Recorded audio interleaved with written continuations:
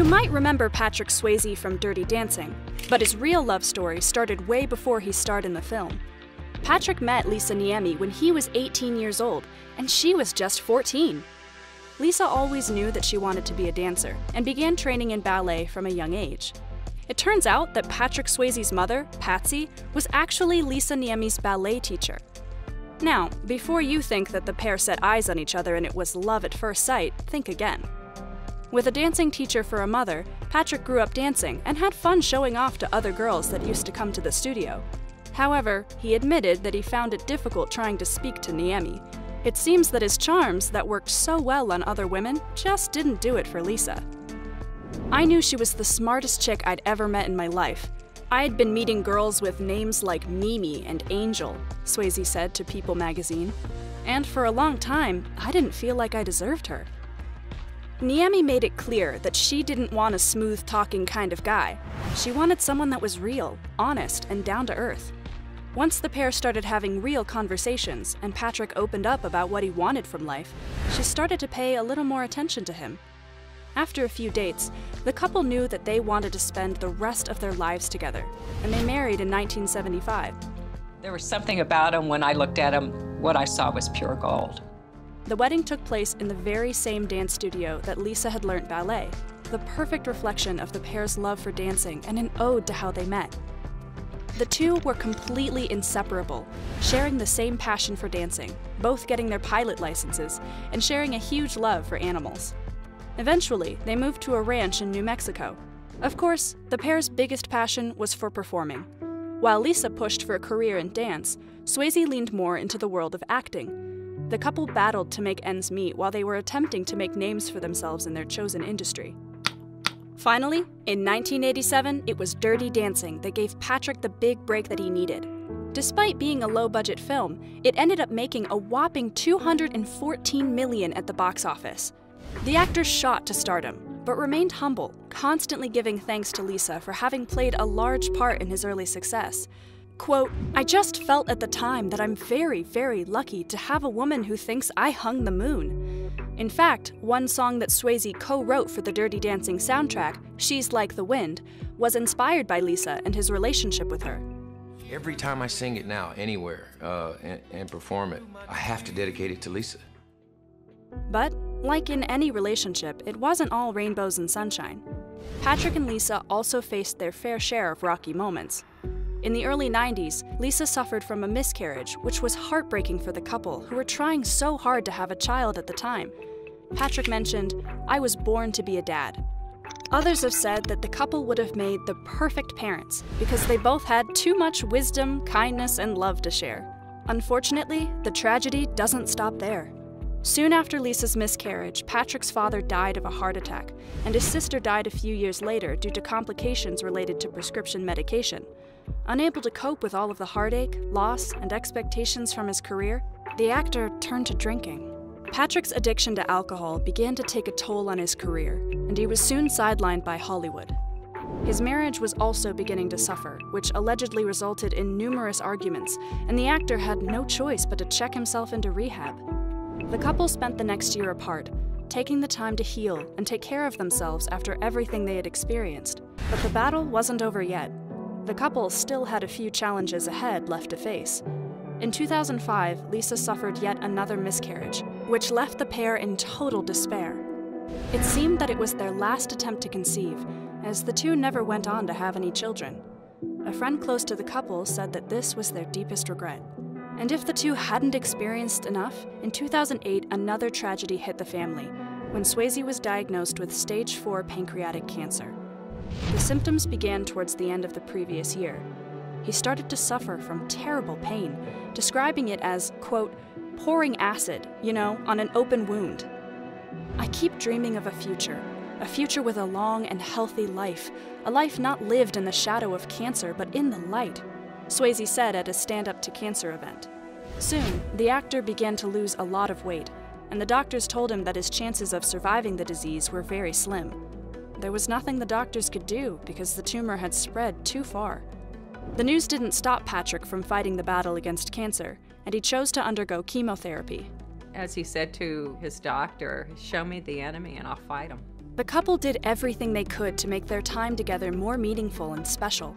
Patrick and Lisa renewed their vows in the ultimate fairy tale ceremony as he rode up on a white horse, proving that their love was as strong and passionate as ever. "We did it very Prince Charming and Snow White," he told Walters in the last interview before he died. "It was like a fairy tale," Niemi added, "one of the happiest days ever." Niemi said that she had an immense amount of respect for her husband, and admitted that while she grieved throughout Swayze's cancer battle, she never showed him the pain that she was going through. "Every time he looked at me, I wanted him to know he was okay," she said. At just 57 years old, Patrick's fight for his life came to an end in 2009, when he succumbed to the disease after almost a 2-year battle. You know, he made it 2 years, which is unheard, very, very rare in his case. His fans flocked to his star on the Hollywood Walk of Fame and laid flowers and cards in his honor. But there was no doubt that the person who was hit the hardest by his passing was his wife of almost 40 years, Lisa. Of course, it wouldn't be easy for Lisa to move on and heal from her indescribable loss. "I thought during the 22 months of my husband's illness that it gave me time to get used to the idea of losing him," she added. "And I found for myself when I actually got to that point, I said, no. That wasn't the same at all. The actual loss it's like an animal all on its own." She also admitted that her only regret is that she didn't tell Patrick that she loved him often enough. Even though she told him that she loved him every time she left the room when they were together, she still didn't feel like it was enough. While anyone else would have become a shell of a human being after suffering from so much loss, Lisa went on to prove that she was no ordinary woman. She went on to become the Chief Ambassador of Hope for the Pancreatic Cancer Action Network, an organization dedicated to fighting the world's toughest cancer. She decided to do something in honor of Swayze, rather than let herself be crippled by her grief. Lisa and Patrick proved that love truly can conquer all. Despite all the suffering that they experienced, they loved each other throughout the dark times, supporting each other through it all. Lisa said, "Cancer may have taken him, but it never beat him." The actor was a fighter through it all, and his wife stayed with him, supporting him and holding his hand, right until the very end. He was my hero, and he was a hero to his family, friends, and all of his loyal fans. This is truly a love story that will go down in history. Patrick and Lisa went through an unimaginable amount of loss after loss, but they never gave up on one another, and that's what true love is really all about. Meryl Streep is an icon. She holds the record for the most Academy Award nominations, and she's still acting at 72. Add to that her 4-decade-long marriage and 4 loving kids, and upon first glance, it may seem like she's lived the perfect life. Of course, just because Meryl has enjoyed a lot of success in her career doesn't mean that things have always gone her way in her personal life. Instead, when Streep's career was still taking off, she suffered a terrible loss, which could have easily derailed her career, as well as her personal life. In 1978, a young Meryl Streep was on the verge of becoming the most outstanding actor of her generation. Tragically, she was also about to lose the love of her life. Michael Schulman, who wrote one of her biographies, said that her life was so wildly eventful and dramatic at the time. It was instrumental in shaping who she was as a person and as an actor. Meryl Streep found her first true love early in life. At 27, she was a young woman in the New York theater world who met 41-year-old actor John Cazale when they both landed roles in the New York Shakespeare Festival production. Their connection was instant. At the time, Cazale was regarded as a rare talent and a man among the great directors of the era. He was Fredo in The Godfather and The Godfather Part 2. He was only in 5 movies, though all of them would be nominated for Best Picture, and 3 would win. Even in the funniest characters that he played, there was always something tragic in it. Even in the most tragic characters, there was always something very funny. And then there were his unusual looks, so perfect for the misfits of the 1970s cinema. Streep fell for him instantly. He was equally knocked out. In looks and manner, he was utterly foreign to the young Meryl. He wasn't like anybody she'd ever met, and John was equally smitten. It was the specificity of him, his sort of humanity and his curiosity about people, his compassion that drove her in more than anything. Of the two, Cazale was the famous one, but they were still starving artists. He would take Streep to dinner in Little Italy, where restaurant owners, odd to have Fredo in the room, insisted they eat for free. The romance moved pretty fast, and they were soon living happily together in Cazale's Tribeca loft. The Lovebirds were the envy of the New York theater world. Suddenly, he fell ill. He'd been feeling bad enough to miss performances. Within days, they were sitting in the doctor's office. The diagnosis? Terminal lung cancer.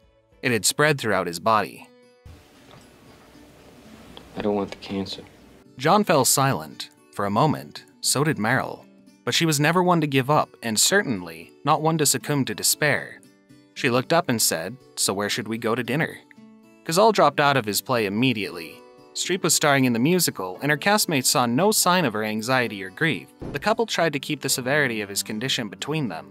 Even Cazale's brother, Stephen, didn't realize how bad it was until one day after the three of them had lunch. John stopped on the sidewalk and spat up blood. Al Pacino took him to radiation treatments, sitting in the waiting room, hoping it wasn't as bad as it seemed. Cazale himself insisted he'd get better, and when he fought to go back to work, Streep took a part she loathed so that she could be with him. She was just the girl in the movie, essentially a man's view of a woman, Streep said. She was extremely passive, she's very quiet, she's someone who's constantly vulnerable. In short, she was everything Streep was not. But the film was The Deer Hunter, and the filmmakers fought to cast Cazale, even as the production company insisted he'd be fired.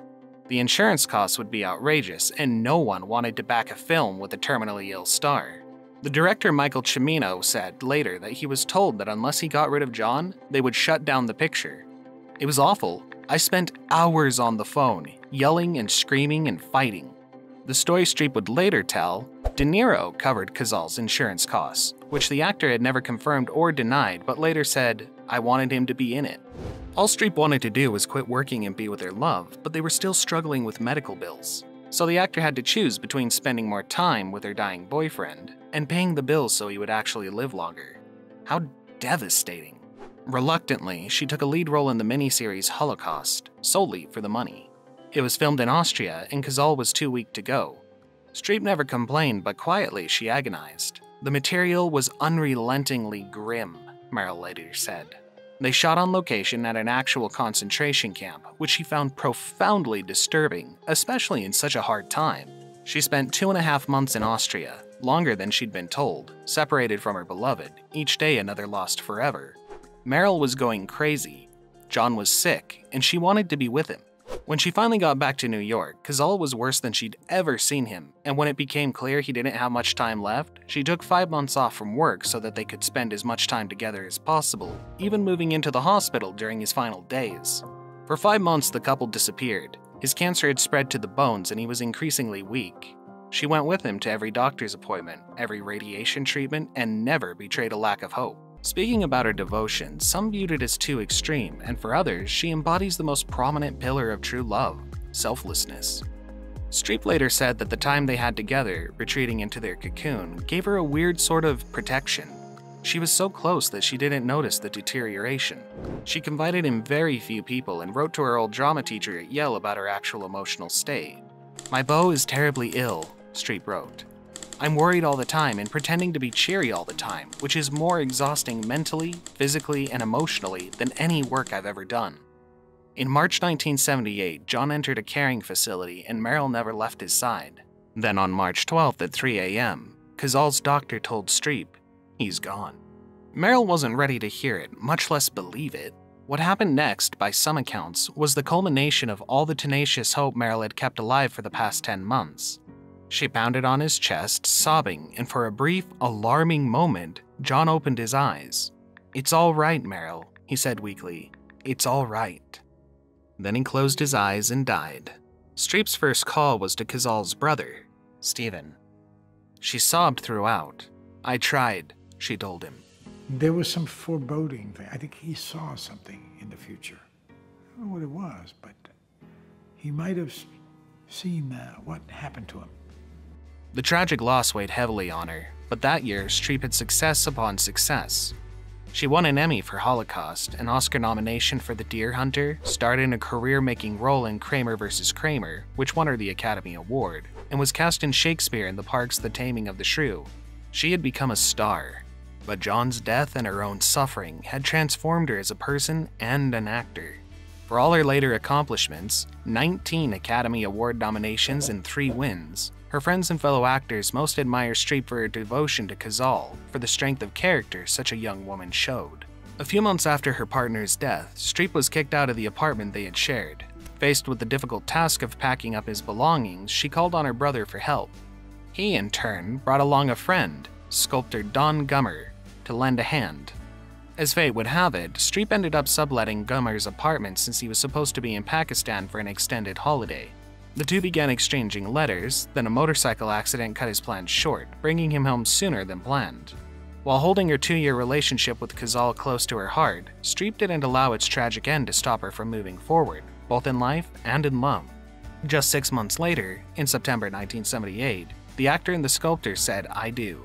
The wedding raised plenty of eyebrows, even straining Meryl's relationship with her mother, but no one could stop them from following their hearts. 4 decades of marital bliss and 4 kids later, Meryl and Don are a rarity in Hollywood. They're as happy as ever and have managed to keep an incredibly low profile, even moving to a secluded estate in Connecticut back in 1985. The few times that the Oscar winner has spoken about her private life, however, she's made it clear that one of the biggest keys to their long-lasting romance has been the fact that they're equals. Their relationship has never been a competition, and Don has never tried to outshine his wife's first love or career. He couldn't be more supportive. In addition to being her date to countless premieres and award ceremonies, Gummer helped his wife's career blossom by always being there for her. As Streep once said, "I couldn't even dream of being a mother and making movies without Don." That's because he was always happy to look after their kids so that she could be on set. In a rare moment in 2012, Streep revealed just how important Gummer has been in all aspects of her life, as she gushed about her husband while accepting the Best Actress Oscar for her role in The Iron Lady. First, I'm going to thank Don, because when you thank your husband at the end of the speech, they play him out with the music, and I want him to know that everything I value most in our lives, you've given me. As Meryl has shown the world, finding love again is not a matter of forgetting what came before. Instead, it's about celebrating that memory without allowing it to delay your growth, whether professional or personal. He's a director's dream, and he's the one who played a 10-year-old at 44. He is a brilliant comedian, Martin Short. Oh, gang of chocolate. I need it badly. The actor has a special view of the world, particularly concerning how the terrible losses he survived as a teen impacted his life. But did it prepare Martin for losing the love of his life after 30 years of marriage? Martin Short is the youngest of 5, and it's the best position to be in, according to the actor. Everyone told him that he was the most brilliant, fascinating, adorable person. So even if he wanted to have self-esteem issues, it just wasn't possible. Come with me and we'll talk all about our big day. The big day for the bride. There was tremendous humor in the house growing up. A lot of laughing. But there was tragedy during his teenage years as well. First, when Martin was 12, his brother David died in a car accident. Then, when he was 17, his mother died from cancer. And 2 years later, his father died from a stroke. Whoa, we might need a minute here. The 71-year-old comedy actor harbors no bitterness and even views this heartbreaking trifecta as a gift of sorts. Martin believes that because he had such a solid foundation in life, the tragedy and loss didn't throw him sideways. Those kinds of situations are horrible, but I think that you are either empowered by them or you become a victim of them. According to Short, he was given almost an insight early into what life was, which is, whether we like it or not, we think the world has ended that day, but the sun goes up. There's an assumption that out of my childhood came my need to perform, but it's just a coincidence. But you do tap into things in your life to duplicate emotions in your work, he says. Once, Stephen Colbert, his friend, went really far with his material at a White House Correspondents' Dinner. George W. Bush was not finding it funny at all. Martin said, "Weren't you scared?" And Stephen replied, "When I was 12, my father and 2 brothers were killed in a plane crash together. That day I was scared." And when he heard the story, he thought, "I know from what you speak." Strangely, the sadness early in life made him stronger and more resilient. And that insight helped Martin when his beloved wife Nancy Dolman died of cancer in 2010. The night before my wife died, I was in the jacuzzi with my son, and I told him, "This is the weirdest night for you because it's the worst night of your life, and yet you're being empowered," he recalls. Before his wife Nancy died, they were together for 36 years. But the actor says he would have been divorced 5 times if he hadn't found the right person. We were together for 36 years. So at a certain point, you literally become one person. Finish each other's sentences. No kidding. Yeah. He wouldn't have faked it and played a game just because he didn't want to be divorced. This is the thing of life that we live in denial about. That it will never happen to us or our loved ones, and when it does, you gain a little and you suffer a little. There's no big surprise. The whole story is recounted in Short's heartfelt memoir, I Must Say, My Life as a Humble Comedy Legend. The book tracks the comedy and tragedy of his rich and varied showbiz career, from working in Toronto in 1972 with Eugene Levy and Gilda Radner, to starring on Broadway and winning a Tony in 1999 and beyond. He gets brutally honest, even talking about his relationship with Gilda Radner, one of the 7 original cast members of Saturday Night Live. Martin dated Gilda on and off for a couple of years, and admitted he had difficulty understanding her struggles with insecurities and eating disorders. It caused a great deal of conflict for the couple. Nevertheless, they remained good friends, and it was Radner who championed her ex to producers as a cast member of SNL. Short's next serious relationship was with future wife Dolman, which lasted 36 years. We really did have a great relationship, Short said. We had a great time and the party continued from the beginning to the end. The actor is in no rush to marry again and has told friends not to set him up. I go out. I'm not a monk, he admits. His career has been almost as successful as his love life. Short admits that it has been a case of wavering on the precipice of stardom. His first big film, Three Amigos, was not considered a hit, though it has become a cult favorite. Justice, you will find us. Wherever there is suffering, we'll be there. Line. Clifford, with Short playing a 10-year-old boy, performed miserably when released in 1994. But it has become something. The thing he's enjoyed the most about show business is that the smartest way to be in it for so long is not to take it personally. You just show up and you do an eclectic array of things, from commercials to radio to TV to movies. And that's the course of an actor. That's always been my career. Short is friends with heaps of celebrities. Every year he, Steve Martin, Tom Hanks, and producer Walter Parks have a colonoscopy together. We'll get to that, we promise. Still, his memories of Nora Ephron, who he describes as endlessly curious and fascinating, are particularly bittersweet. They were such good friends that the When Harry Met Sally screenwriter requested Martin to be the first speaker at her memorial service. Not only is he an absolute sweetheart around people in real time, but Short also doesn't include a single nasty story about anyone in his memoir. Not even a hint. He just doesn't like books that rip people to shreds. In the opening passage of his memoir, the actor describes a fight in 1977 with his partner, Nancy, who would soon become his wife. Short had just joined the Second City comedy troupe in Toronto. He had started to develop characters that made use of his compact physique and his ability to contort his voice and face with rubber band elasticity. One such character was Ed Grimley, an overenthusiastic dork in high-waisted pants.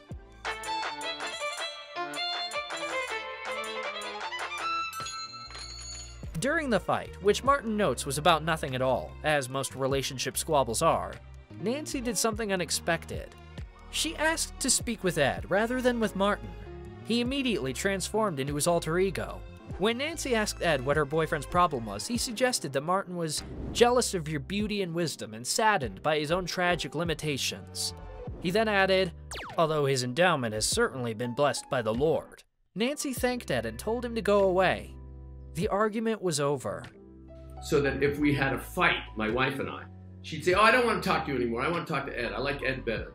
So I'd then become Ed and say, oh, what's his problem, Nancy? Talk about self-indulgence, I must say. The scene provides a small, yet powerful window into Short's approach to life in comedy and in general.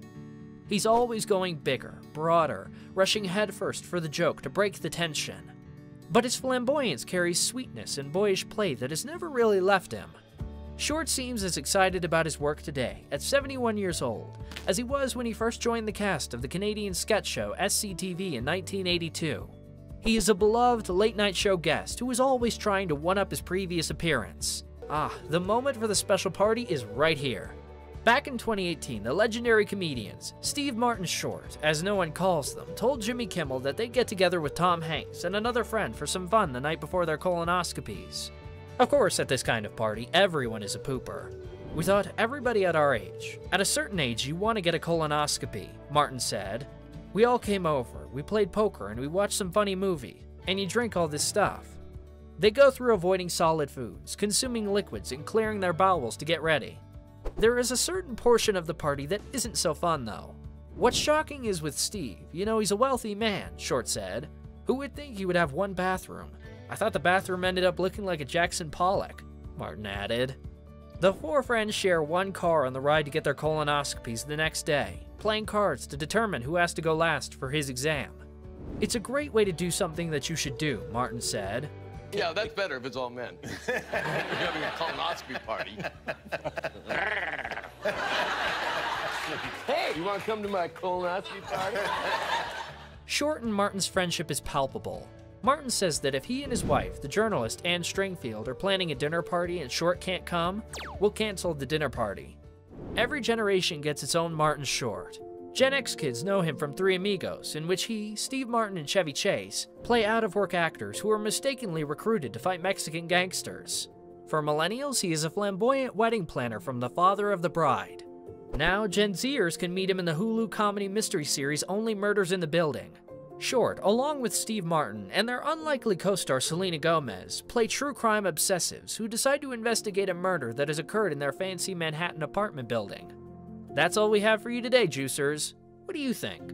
Should we do more stories on our favorite comedians? Drop your opinions in the comments section below. As always, thanks for choosing us. Spread the word, and don't forget to subscribe and click that notification bell for more celebrity stories. And we'll be right back. Be well and be kind.